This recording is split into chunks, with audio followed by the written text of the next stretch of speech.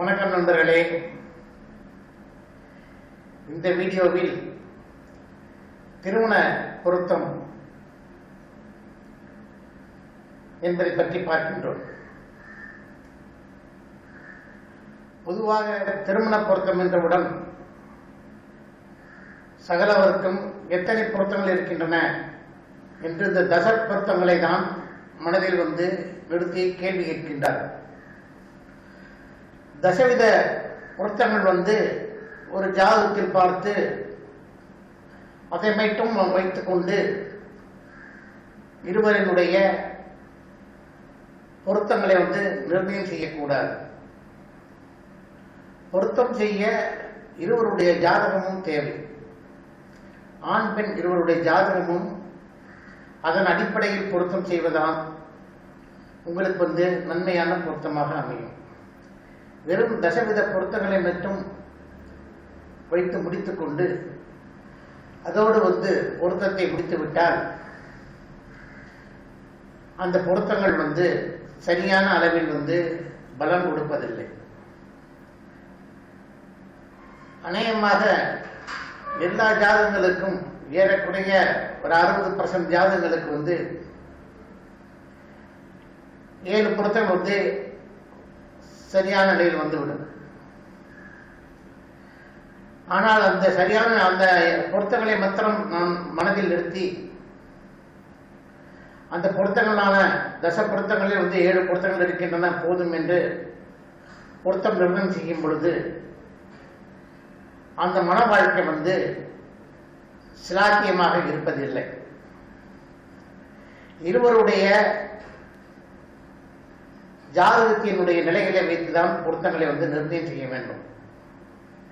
இருவருடைய லக்ன நிலை, இருவருடைய ராசி நிலை, இவர்களின் பாவங்கள் 12 பாவங்களையும் நிர்ணயம் செய்யணும். இந்த 12 பாவங்களில் முக்கியமாக 2, 3, 5, 7ஆம் பாவங்கள் நிலைகளையும் கவனிக்க வேண்டும். இப்பொழுது நடக்கும் திசைகள், இனி வரக்கூடிய திசைகள், இவைகளை வைத்துதான் பொருத்தம் நிர்ணயம் செய்ய வேண்டும். 10 பொருத்தமும் பார்த்து 10 பொருத்தமும் உறுதியிருந்து நல்ல நேரம் நாள் பார்த்து நல்ல ஊரை பார்த்து நல்ல லக்னம் பார்த்து புரோகிதம் பண்ணி முடிந்த திருமணங்கள் அனைத்தும் சில முடிந்த திருமணங்களில் பல திருமணங்கள் சோபிக்கவில்லை. சில திருமணங்கள் அவைகளில் கோர்ட்டு படிகளில் ஏறி விவாகரத்துக்கும் டைவர்ஸுக்கும் அழைந்து கொண்டிருக்கின்றது.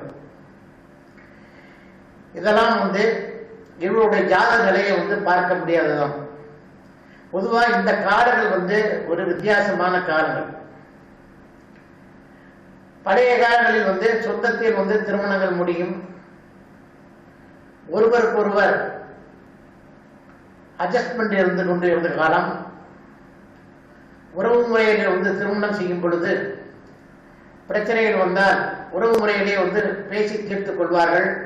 ஒருத்தர் விட்டு கொடுத்து போய் விடுவார்கள். ஆனால் இந்த காலத்தில் உறவு முறையில் திருமணங்கள் நடப்பது மிகவும் குறைவாக இருக்கிறது. இதற்கு பல காரணங்கள் இருந்தாலும் முக்கியமாக சொல்லக்கூடிய காரணங்கள் உறவு முறையில் திருமணம் செய்யும் பொழுது பிறக்கக்கூடிய குழந்தைகள் சரியான நிலையில் பிறக்கவில்லை என்று ஒரு கருத்துக்கள் இருக்கிறது. இந்த கருத்து ஓரளவுக்கு நடைமுறையில் ஒத்தும் வருகிறது.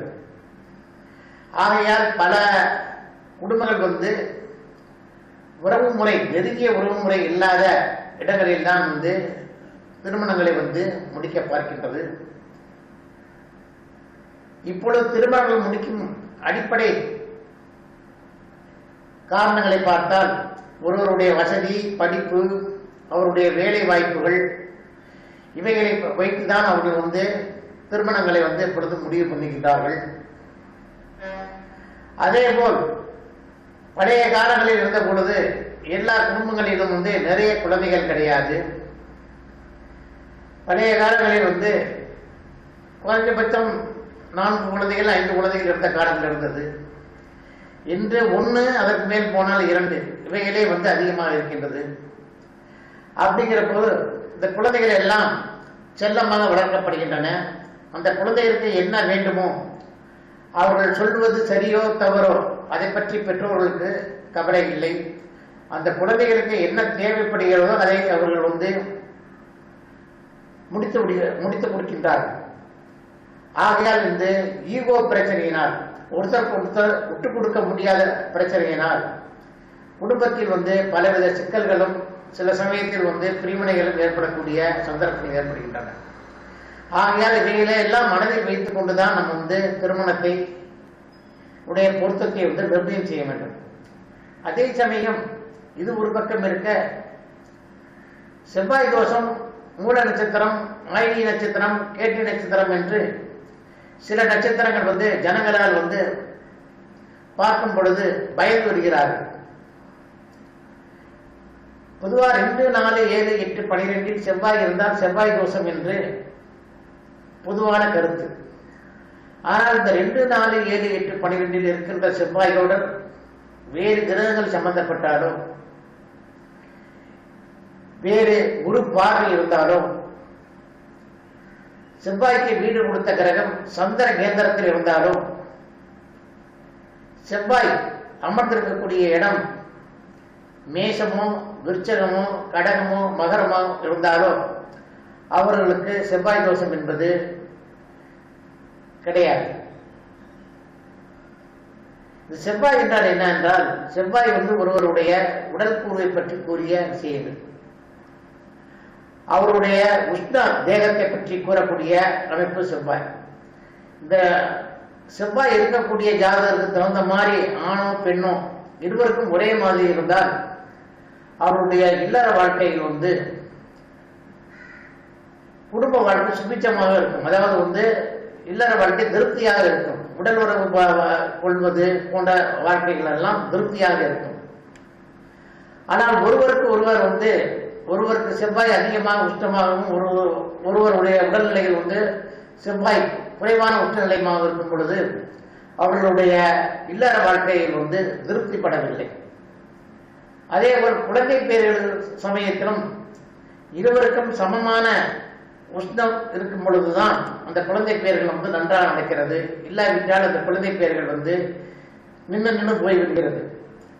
அதற்கப்புறமேல் இவர் இருவருடைய உடல்நிலை ரீதியிலும் சமமாக வரும் பொழுதுதான் அவர்களுக்கு குழந்தை பாக்கியம் கிடைக்கின்றது. அதனால் செவ்வாய் தோஷத்தை பற்றி நாம் பெரிதாக கவலைப்பட வேண்டிய அவசியமே கிடையாது. அடுத்து மூல நட்சத்திரம். மூல நட்சத்திரம் என்பது மாமனாருக்கு ஆகாது என்று ஒரு கருத்து உண்டு. ஆனால் அந்த மாமனாருக்கு மாரக திசை நடந்தால், அதே சமயத்தில் அந்த பையனுக்கும் கர்மாதிபதி திசை நடந்தால்தான் அந்த மூல நட்சத்திரம் பாதிக்கும். ஆனால் மூல நட்சத்திரம் மொத்தம் ஒருவருக்கு இருக்கிறது என்றால் அது மாமனாருக்கு பாதிக்கக்கூடிய அமைப்பு இல்லை. அவரவர் ஜாதகம் தான் அவர்களுக்கு பாதிக்கும். அதே போல் ஆயுள் நட்சத்திரம் அதே போலதான். பொதுவாக ஆயுதத்தில் பிறந்த பெண்கள் எல்லாம் அப்படியே நிற்கிறார்கள். நிறைய பெண்களுக்கு திருமணம் ஆகுவதற்கு ரொம்ப சிரமப்பட வேண்டியதாக இருக்கிறது. ஆயுதம் அது மேலும் 1ஆம் பாதத்தில் பிறந்து விட்டால் அவர்களுடைய இது கேட்கவே வேண்டியதில்லை. ஆகையால் ஆயுதம் மாமியாருக்கு ஆகாது என்றால், மாமியாருக்கு மாரக திசை வந்தால்தான் ஆகாது. அவருடைய ஜாதகம் அவருக்கு ஆயுதத்தினால் அந்த மாமியாருக்கு மாரணம் ஏற்பட போவதில்லை. அவருடைய ஜாதகத்தில் மாரக திசை எப்பொழுது நடக்குமோ அப்பொழுதுதான் அந்த ஜாதகத்துக்கு மாரணம் ஏற்படும். ஆகையால் அவரவர் ஜாதகத்துக்கு பிரகாரம் தான் ஜாதகத்தை பார்க்க வேண்டும். ஒழிய பையனுடைய ஜாதகமோ பொண்ணோட ஜாதகமோ மூலமாகவோ ஆயுதமாகவோ இருந்தால் அவைகளுக்கு எந்தவித பாதிப்பும் கிடையாது. அடுத்து ஒருவருடைய ஜாதகத்தில் நம்ம இந்த 4 நிலைகளில் லக்ன நிலை முதல் நிலை. இந்த லக்ன நிலை என்பது ஒருவருடைய லக்னத்துக்கு மற்ற ஒரு லக்னம் 6ஆம் இடத்துக்கோ 8ஆம் இடத்துக்கோ இருக்கக்கூடாது. மகர லக்னத்துக்கு சிம்ம லக்னம் சட்டராட்டம் பெற்ற லக்னம். மகரத்திலிருந்து எண்ணினால் சிம்மம் 8, சிம்மத்திலிருந்து எண்ணினால் மகரம் 6. அப்ப 6, 8 அமைப்பில் லக்னங்கள் உள்ளதால் இருவரும் கருத்து வேறுபாடுகள் அதிகமாக இருக்கும். மிதுன லக்னமும் மகர லக்னமும் இன்னும் 6 8 கூடியவர்கள் தான். ஆனால் மிதுன லக்னத்துக்குடைய புதன் மகர லக்னத்துக்கு யோகாதிபதி ஒரு வகை. ஆனால் இந்த மகர லக்னத்துக்கு புதன் 9ஆம் இடத்துக்கு ஆதிபத்தியம் பெற்றாலும் இப்பொழுது தற்சமயம் அவர்களுக்கு என்ன திசைகள் நடந்திருக்கிறது, அந்த புதன் அந்த ஜாதகத்தில் எங்கே இருக்கிறார் என்பதை வைத்துதான் இந்த 6 8 அதில் நிர்ணயம் பண்ண வேண்டும். அடுத்து ரிஷபமும் துலாமும் 6 8 கூடிய ராசிகள். இவைகளுக்கு பெரிய அளவில் சட்லாட்ட தோஷம் பாதிக்காது. ஏனென்றால் இவைகள் ஒரே ராசியின் அதிபதியினுடைய ராசிகள். இது இருவருக்கும் ஒரே அதிபதி சுக்கிரன் அதிபதி ஆகின்றார். அதே போல் மேஷத்துக்கும் விருச்சகத்துக்கும் செவ்வாய் ஒரே ஆள் அதிபதி ஆகின்றார். ஆகையால் ஒரே அதிபதியாக வரக்கூடியவைகள் உங்களுக்கு அதிகமாக பாதிக்காது. நான் அடுத்த வீடியோவில் அடுத்த பதிவில் இந்த 4 சப்ஜெக்டுகளையும், அதாவது முதலில் லக்ன நிலை, லக்னத்தை எவ்வாறு ஆராய வேண்டும், ஆண் லக்னத்தையும் பெண் லக்னத்தையும் எவ்வாறு ஆராய வேண்டும், அதிலிருந்து எப்படி பலன் நிர்ணயிக்க வேண்டும் என்று கூறி, அடுத்தது ராசி நிலைகளையும் கூறி, அடுத்து இந்த பாவங்களில் முக்கியமாக 2 3 5 7 பாவங்கள் நிலைகளையும் பற்றி நாம் ஆராய்ந்து, பின் நடக்கக்கூடிய திசைகள் 6 குடியின் திசையா, 8 குடியின் திசையா, 12 குடியின் திசையா, கேது திசையா என்று இவைகளையும் ஆராய்ந்து, இவைகளில் இந்த 6 8 12 கூடிய திசைகளில் திருமணம் செய்யலாமா, கேது திசையில் திருமணம் செய்யலாமா, ராகு திசையில் திருமணம் செய்யலாமா, 7 சனி நடக்கும் பொழுது திருமணம் செய்யலாமா என்பது போன்ற விஷயங்களையும் படிப்படியாக, அதாவது ஸ்டெப் பை ஸ்டெப்பாக நம்ம பார்க்கலாம். இந்த வீடியோ உங்களுக்கு பிடித்திருந்தால் எனக்கு லைக் பண்ணுங்கள். வீடியோவை பார்த்ததுக்கு நன்றி, வணக்கம்.